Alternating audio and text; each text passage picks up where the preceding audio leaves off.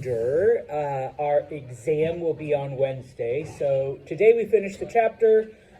Monday I will have a review sheet, although I will attempt to have it posted to Brightspace sometime over the weekend for those of you that want to get a head start. But we'll do a review on Monday and then your test on Wednesday. So we've been looking then at the axial age, some of the changes and additions and growth, etc., etc. So just to rehash briefly, we've looked at China, okay, and the three philosophies that arise during this 1,000-year period.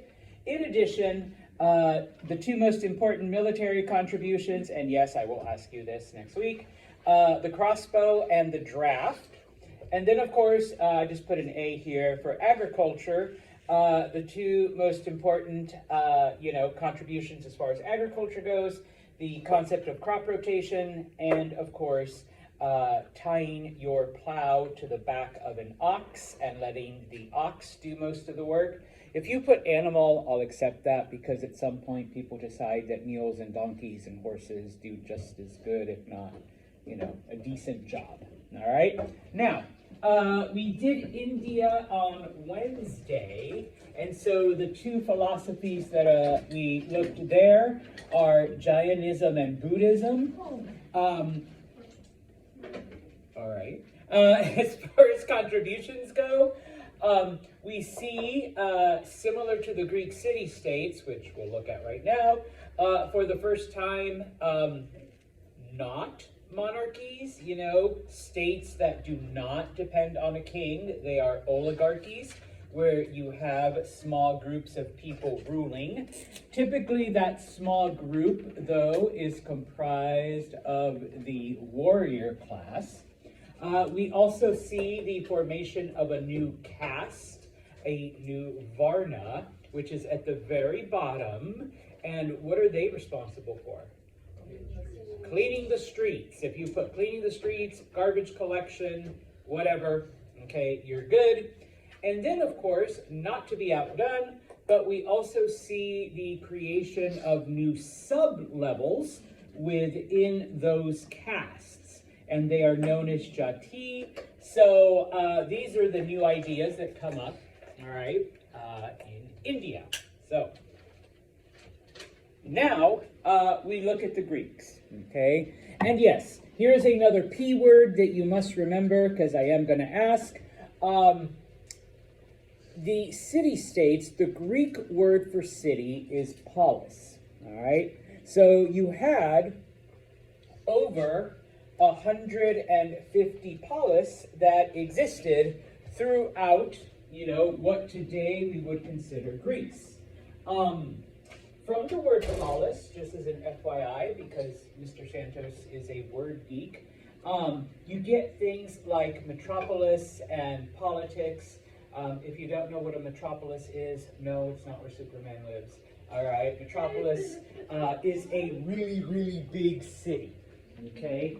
So something like New York is a metropolis, okay? And then, of course, things like politics, which, relates to the running or the governing of a city.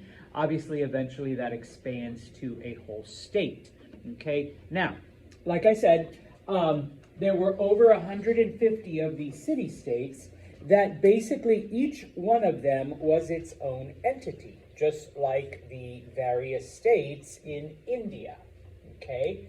And we talked about it in the last chapter, how it could also be considered a type of empire, because despite the fact that they had different forms of government, or they were different, states and entities, they all spoke the same language, and they all practiced the same religion, okay? Now,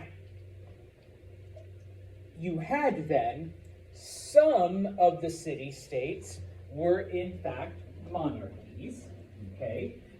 No question about that, all right? But we also see then other forms of government kind of spring up. And so some of the city-states were tyrannies, okay? A tyranny is rule by one person, so kind of but it's not hereditary. Okay, typically it's just the most popular person or someone that everyone agrees, yeah, this guy knows it. Okay, so everyone is just going to listen to everything he says and nobody will ever question stuff. Okay, we've already talked about oligarchies. That was also, okay, a form of government in different city-states where you have a group, okay, that for whatever reason, they're the ones that are chosen to call the shots.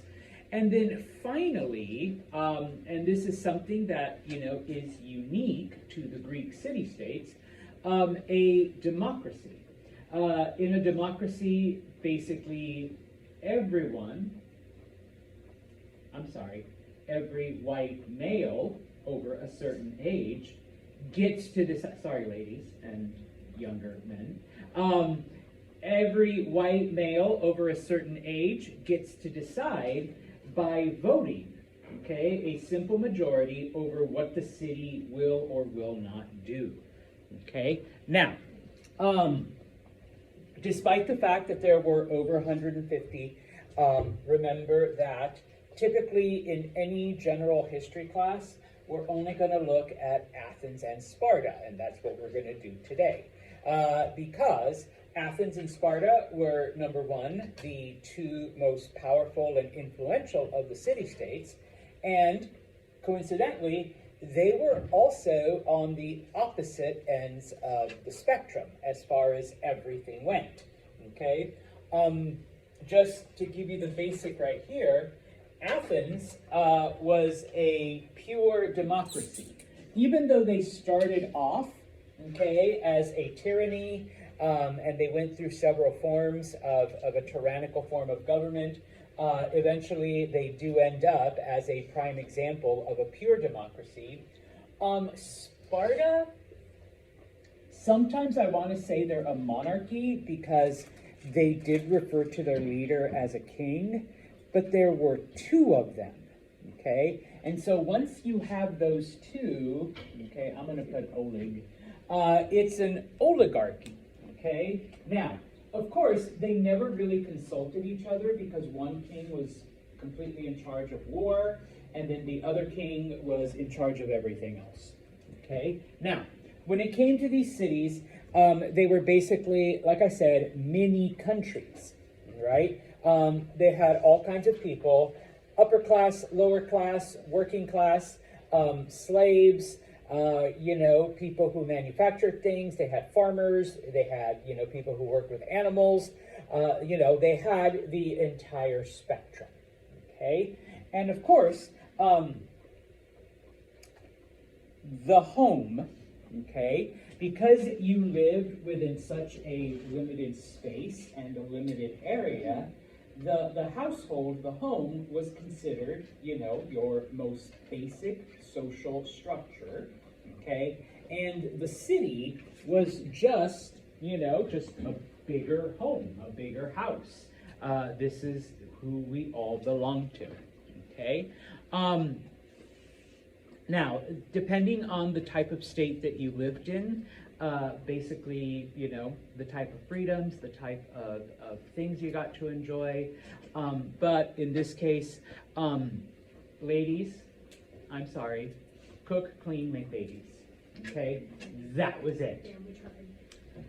The exception to this was the city of Sparta. All right? And we will go into the reasons why. Okay, in a minute, I want to say. And so, throughout what today we would consider the country of Greece, then, you had, like I said, over 150 of these individual cities that governed themselves and, had different forms of government, had different, traditions and customs, and did things in a different way. But of course, once again, they all shared the same language, they all spoke Greek, and they all had the same religion. They all believed in the 12 gods that resided somewhere at the top of Mount Olympus, okay? So you do have, and I'm sure some of these you've probably heard of, Thebes, Corinth, Laconia, Troy, I already said Corinth. But once again, most of the other city-states leaned somewhere in between these two. And definitely when it came to, like wars and trade and whatever, they allied with one or the other. Okay, so, and Sparta was located right here, and good old Athens is located over here. All right, now, before we move on to Sparta, because we're going to start with them, I do want to show just a little introduction to the Greek city-states. Ancient Greece, the birthplace of Western civilization. For over 1,000 years, this strong and charismatic people devised the most advanced technological feats the world had ever seen. So you have the appearance of a new generation of thinkers, and you have a reason to build things, to understand nature, to create technology. Feats of engineering so amazing, the ancients believed they had been built by the gods. One thing that would be wonder is how on earth these people managed to lift these truly huge, gigantic stones. These technological wonders were fueled by leaders whose thirst for greatness united a people and launched them to the heights of empire. But this brilliant burst of culture and creativity would fall victim to savage battles that pitted brother against brother. A duel to the death that would lead to the end of a golden age. Hello, my name is Adam Ferrari, the Chief Executive I'm not Officer paying for of Phoenix premium, Energy. sorry. I look forward to And you neither joining is us. the college.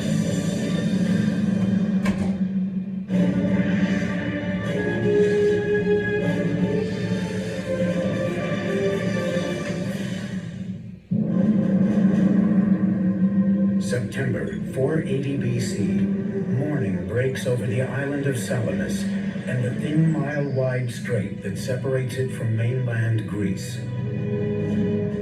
The calm sea provides no hint of the great battle that is about to begin here. By day's end, the Mediterranean will be flowing red with blood. At stake is nothing less than the future and independence of Greece, a country of islands and city-states which lie just outside the reach of the greatest empire in the known world, Persia. Persia was the world superpower of its day, enormously wealthy, enormously self-confident, the greatest multi-ethnic, multicultural empire the world had seen. A Persian invasion force of epic proportions is on the horizon. As many as 700 ships carrying 150,000 warriors determined to add Greece to their empire. But one Greek is poised and ready for battle. His name is Themistocles, an Athenian admiral and statesman who has been preparing for this moment for years. But going up against Persia, the world's greatest superpower of the time, would be no day at the beach for Themistocles. Hello, I'm Peter Weller. First of all, the Greek naval fleet was outnumbered 2-1. Second of all, Themistocles faced the almost insurmountable problem of trying to unite a completely disparate and contentious group of warriors into one command. You see, the good news about the civic development of ancient Greece was the city-state. Each of these city-states was sort of a self-contained, self-reliant mini-country within Greece. But the bad news about the civic development of ancient Greece was the city-state. Because inasmuch as each of these city-states sort of spoke the same lingo, worshiped the same gods, there was really no sense of a national unity, and their only priority was their own particular regional and cultural agenda. At best, they didn't get along. At worst, they were violently at each other's throats. So, okay, we'll look at the two that unfortunately we only have time for. The first one is Sparta. Okay. The Spartans focused a lot on warfare and on preparing for battle. Okay. life in Sparta was controlled and organized by the government, okay? Because it was a military society. Everything that they did was geared towards preparing the city to fight, specifically the men, okay? You were born to be warriors, all right? Now, which means that any of the extras and the niceties and other things, okay, were pretty much left out of life, okay? Both for the men and women, all right? Now, if you look around this classroom, all right, people would use the term Spartan to describe it, okay? This is a very Spartan classroom, all right? Why do we call it Spartan? Because it only has the bare minimum to allow me to do my job of teaching. There is a board, there's a screen, there's a projector. There are seats for you to sit on and places for you to write, and that's it, okay? You don't need the pretty little bulletin boards and the posters and like, you know, who was the good boy today or who was the good kid, who's like the special prize and, you know, like all the other stuff that you get in elementary school or even high school, okay? I know, you all miss the charts, right? And sometimes people ask me, Mr. Santos, why is your room so empty?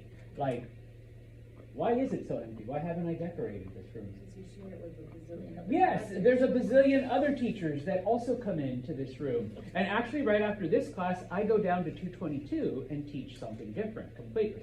Okay, so come to my office. That's where I've decorated and done all the cool stuff. Okay, so this room is Spartan. Okay, just the basics, and that's all the Spartans believed in. Okay, now because it was a military society, all right, guys, as soon as you turned 7, actually no, from the moment you were born, you were first judged by one of the city elders. And if it was determined that you were somehow physically, like, deformed or unfit or had something wrong with you, you were either left in the woods so the wolves would eat you, or like you were thrown off a cliff. Okay, because obviously, you know, your only job is to be a warrior. So if as a baby you're already like, you know, defective, boom. Okay. Now, those that survived this first test, at the age of 7, you were taken away from your family. It was called the Agagi, and there you were trained to be a soldier. All right, physical fitness, combat, you know, strategy, the whole thing. Okay. Sometimes your exams would consist of them taking you out into the woods naked, okay, and then you had to find your way back home to the military school, okay. You're hungry, you got to find something to eat. You're cold because you really were naked. Kill something and take its fur, okay. And if you got back and you were like, you know, not starving, not whatever, then it's like, okay, you get an A. All right. Hey, what happened to Javier? Oh, he got eaten by the wolf. All right, well, good thing he got eaten now, because what type of soldier would he have been as a grown-up? All right, so if you can't make it against a simple wolf, how are you supposed to fight off the Persian army? Okay, and that was the thing. Okay, you had these periodic tests. Okay. Once you went through training and whatnot. At age 20, you finally entered the army. Oh, after your final exam. Your final exam was you had to somehow kill a slave without being caught. All right? So you would be set out there, okay? And you need to find a slave, kill the slave, bring proof that you've killed someone, and you haven't been caught. If you get caught, then, well, how are we supposed to send you on a secret mission? You can't even, like, kill a simple slave, all right? How are we going to send, you know, Cameron into the enemy camp in the middle of the dark and have him assassinate their general if he couldn't even do it with a simple slave? Yeah. Take him to jail, kill him, hang him, who cares, all right? You enter the army, okay? And basically, you lived a military life, all right? When you were 30 years old, you were finally allowed to go home, okay? At 21, you were given a wife and you got married, okay? Ladies, the only time your husband would come home was to have sex, to make a baby. Then they'd go back to the barracks, okay? Brian goes like, hey, that's perfect, all right?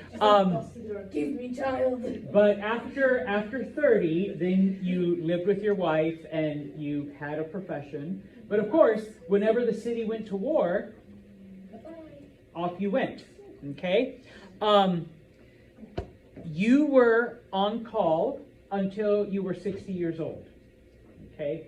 After 60, you were no longer obligated, although, I mean, come on, any good Spartan, even if you're 70 years old, you still pick up your old sword and shield and you go out there and fight, okay? Or, at least you die like a soldier, okay? As far as the ladies went, okay? Ladies, you also received certain training, okay? Because the Spartans felt that should the unthinkable ever happen and all of the men are wiped out in battle, who's going to defend the city? No. So they were taught. They were taught basic combat skills. All right. Nothing like the men were. All right. Oh, and when I mentioned that they had freedom, okay, because ladies, even though you got married at 20, all right, where was your husband for the first 10 years of your marriage? He's off at war. Okay, he could be called off at whatever time. So, who's going to run the family farm? The wife. Okay, who is going to take care of the animals? The wife. Who is going to run the business? The wife, while husband's away. Okay, so yes, women had a lot more freedom in Sparta. Okay, because the men were off fighting wars. Okay, this map shows, because the first map I showed you was just like the country of Greece as we see it today, and that's where the bulk of the city-states existed. But please don't forget that Greek influence extended beyond Greece, and so the Greeks established colonies throughout, okay, the lands that bordered on the Mediterranean. All right? Now, before we get to Athens, okay, this actually comes from the movie 300. And while it has been Hollywoodized for your entertainment, it's based on the way Spartans actually, did things. So I need to put this down for copyright violations.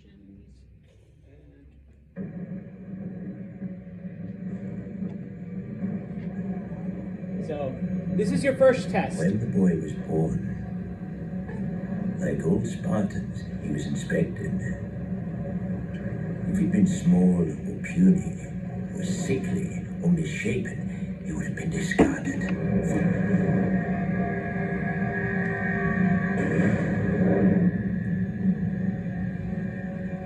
From the time he could stand, he was baptized in the fire of combat.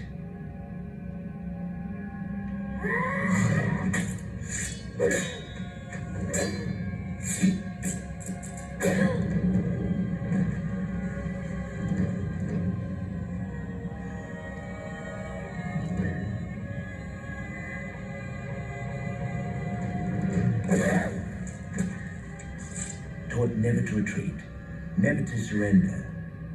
Taught that death on the battlefield in service to Sparta was the greatest glory he could achieve in his life.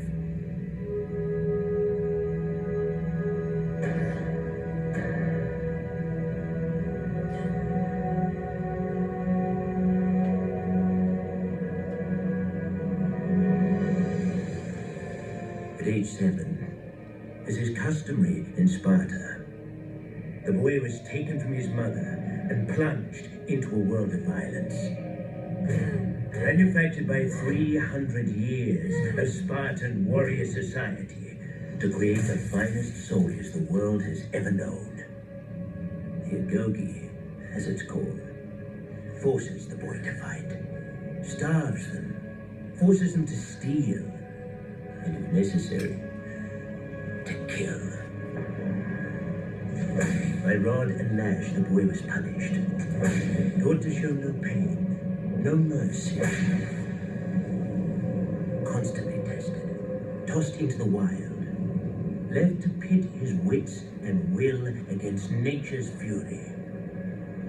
It was his initiation, his time in the wild, for he would return to his people a Spartan, or not at all.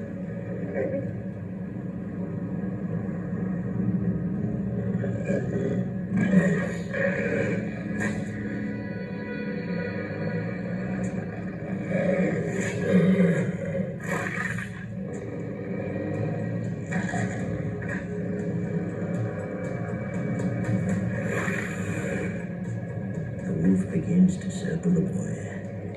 Claws of black steel, fur as dark night, eyes glowing red, jewels from the pit of hell itself.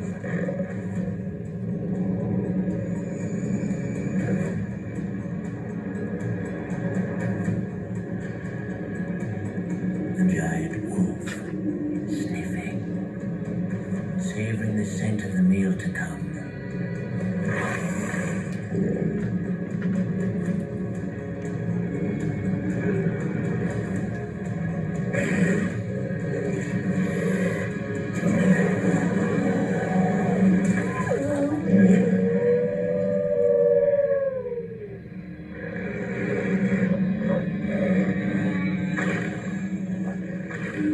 It's not fear that grips him, only a heightened sense of things. The cold air in his lungs. Wind-swept pines moving against the coming night.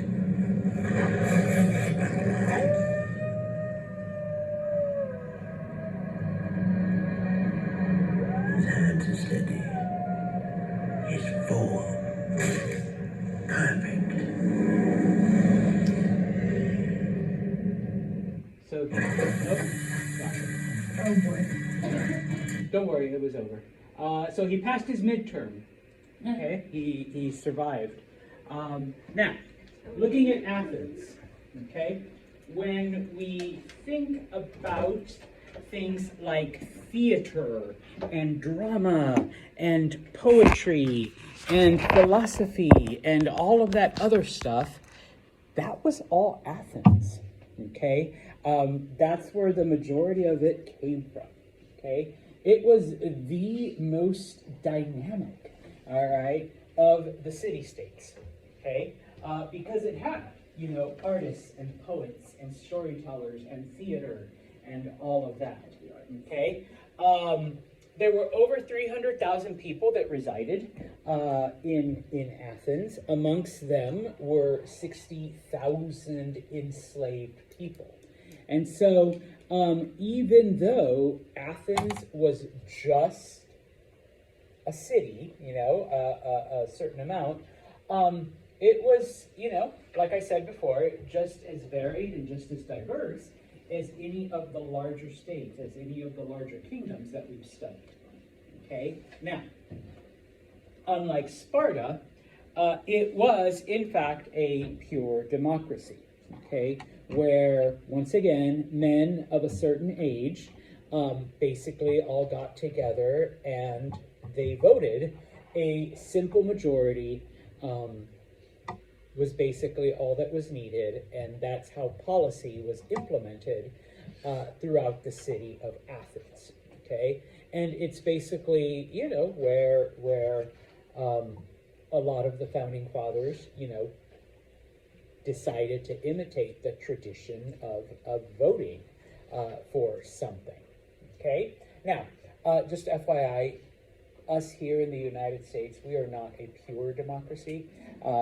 We're what's called a republic, where you vote for representatives, and the representatives make all the decisions. but there is still a vote involved, okay? Just not, you know, the way the Greeks did it, all right? Now,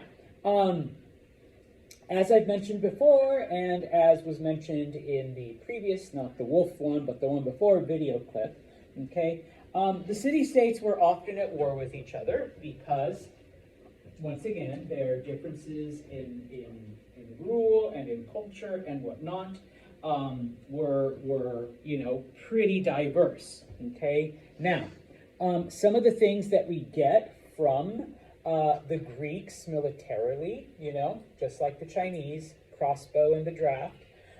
Number one, the use of heavy armor on soldiers.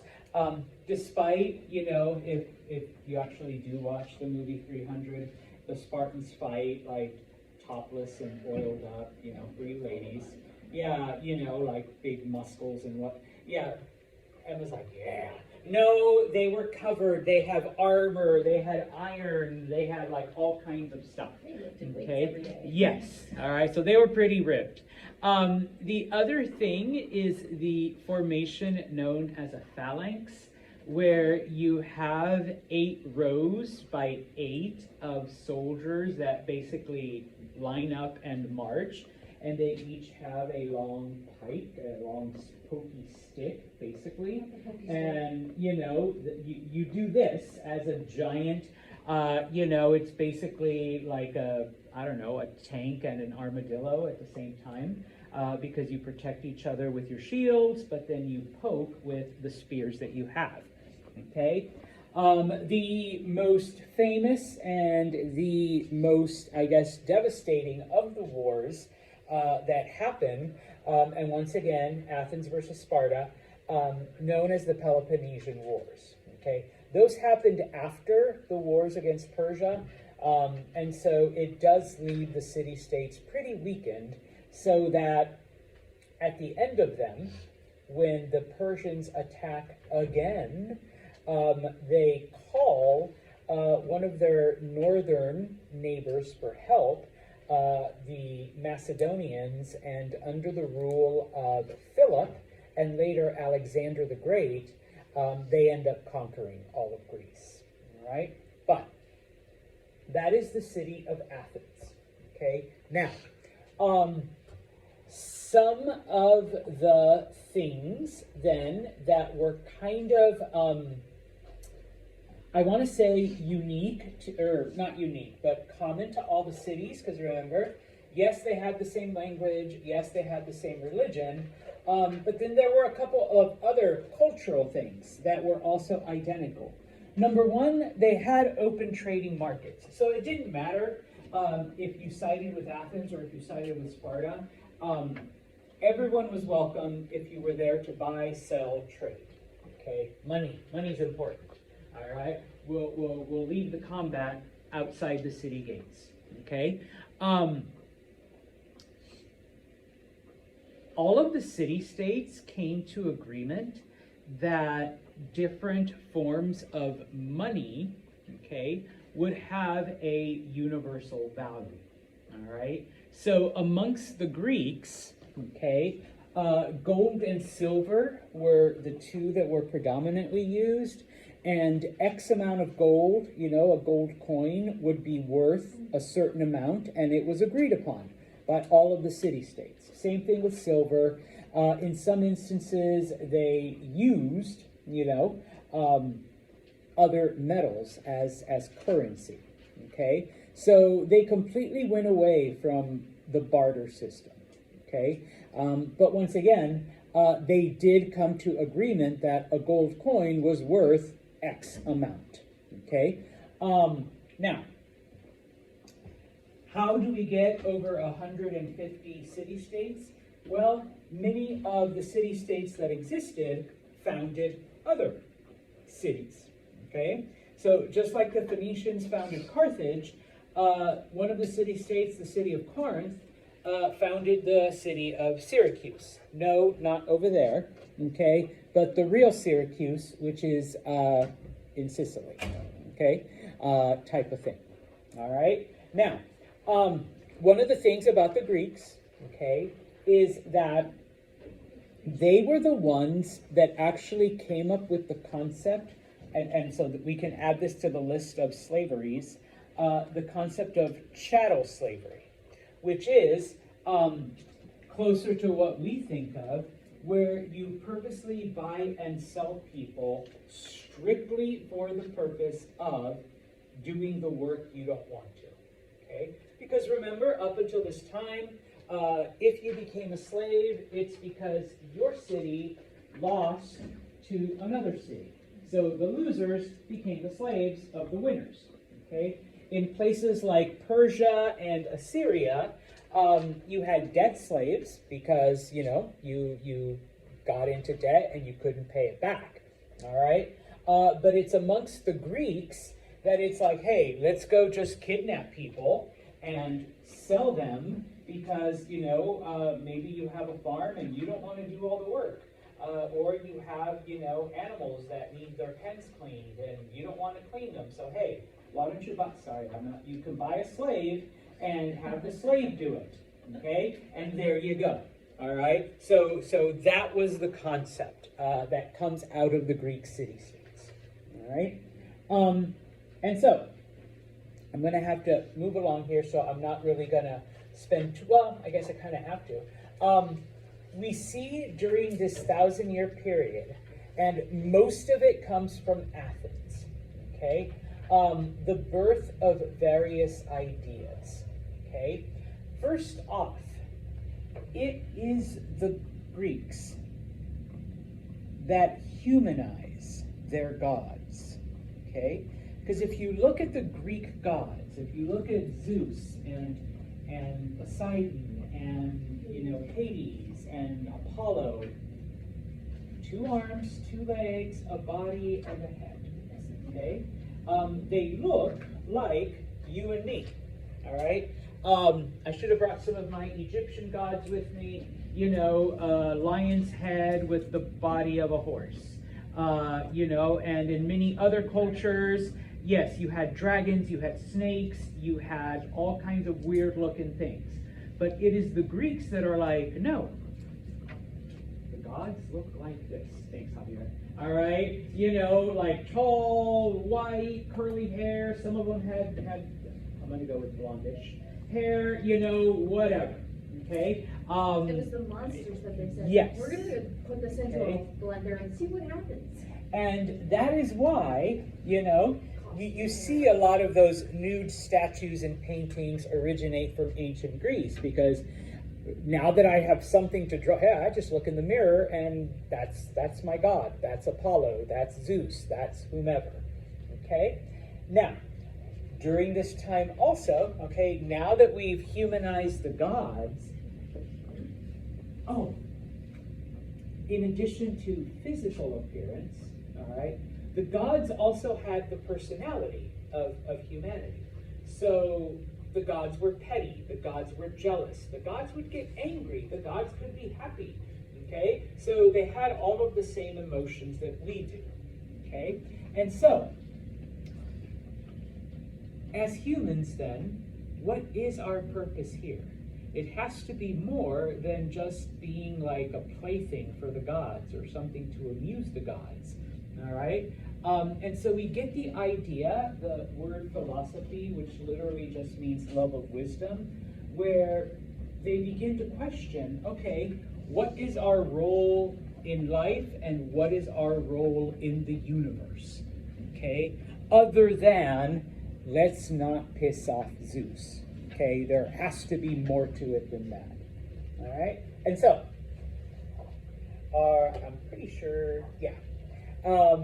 To end the Greeks, okay, you do need to know these 3 philosophers, okay? There were a lot more, and I wish we could go more into their philosophies, and I wish we could talk about Greek drama and Greek theater and stuff like that. But the first one you need to be familiar with is Socrates, okay? Socrates was actually a teacher, all right? But he posed the question, what is life? What is the purpose of our existence here? Okay? Like seriously, why were we put on this earth? Why are we mortal? All right. He did a couple other things in which he questioned, authority. He questioned people's motives, and he tried to analyze the thoughts of humanity. He focused a lot on the importance of ethics and morality and doing things for a good reason. Okay. And as a teacher, he number one, taught his students that they should question everything, that you shouldn't take somebody's word for stuff, but also, and it's called the Socratic method, he innovated a way of teaching where he would ask his students, Preja, what do you think this means? Okay? Now, by asking a student, what do you think it means, Grace? What does that force a student to do? Think. Yeah. He's like, it's not enough for me to just say it and you to write it down. You need to kind of come to this conclusion yourself. All right? FYI, Socrates was arrested and executed on the crime of corrupting the youth because he encouraged his students to question things. Okay? He literally did, and people were like, wait a minute, no, you're supposed to teach your students to obey. By teaching them to question things, you have corrupted them. Now, Plato. Plato was a student of Socrates, okay? Now, he's more of a writer, okay? But when it came to his teachings, he presented them as dialogues, okay? A student, similar to Confucius, the Analects of Confucius, because he didn't actually write them. A student comes to the teacher and asks a question, okay? And so, okay, his ideas are presented that way. Now, the two most famous things that Plato does, okay, number one, he wrote an essay called The Republic, all right? And in this essay, he talked about what the perfect city, or in this case, you can say the perfect government would be, okay? Where you have, let me back up. He believed that some people were meant to be leaders, okay? These he called philosopher kings. That there are some people that are just naturally gifted in leadership. Everyone else was meant to follow them. And there's nothing wrong with that, because every person plays a role, in that society. So everyone had their place, and everyone had a purpose, and together, that would make the perfect city. Okay, number one. You can find it online, you can find it in English translation if you want to read The Republic. Okay? Number two, and I'm not sure what he was on or if he was smoking something, but he said that there are two realities. There's the one that we live in right here, and then there's one above us. Okay?